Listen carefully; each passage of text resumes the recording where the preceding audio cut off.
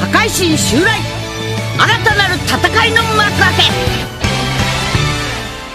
Bilang isang reporter at editorial assistant, ang kinover niya yung foreign affairs. Editorial writer din siya. And then, from 68 to 72, news editor po siya. Nung ito ay pinasarado naman dahil sa batas militar. And then thereafter, 2 years after, naging editorial consultant siya ng Manila Bulletin. Ginalaran nga siyang news editor. 2003, editor-in-chief siya ng Manila Bulletin. And he was named concurrent editor-in-chief. After that, kung matatandaan po ninyo, sa panahon ni Presidente Gloria Macapagal-Arroyo, pinanganak po siya noong 1935, which means 85 years old na siya ngayon. Namatay siya. Tondoboy to Tondoboy. Pero ang kanyang mga magulang si Pulong Manansala, Lubao, Pampanga, dating presidente. At ito namang kanyang nanay ay si Mercedes Villanueva Carla. Kikiramay po tayo sa kanyang kabiyak na si Mrs. Sinaida Pamintuan at ang kanyang mga anak. Si Susan Igman Amores, Mercedes Igman Hermogenes, Pulo Igman III, David Igman at si Sinaida Flo Igman at si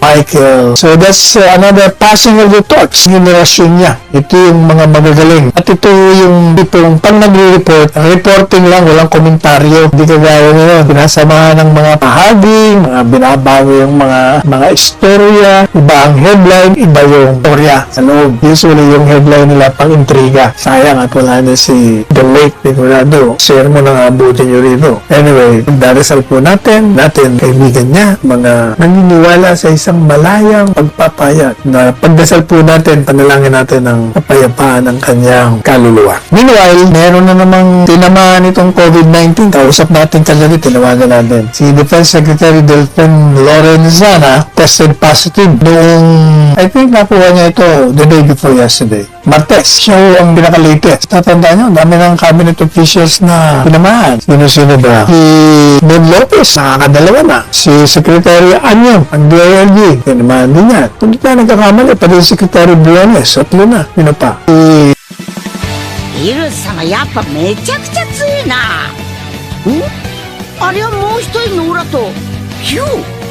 一体何が起きてんだ。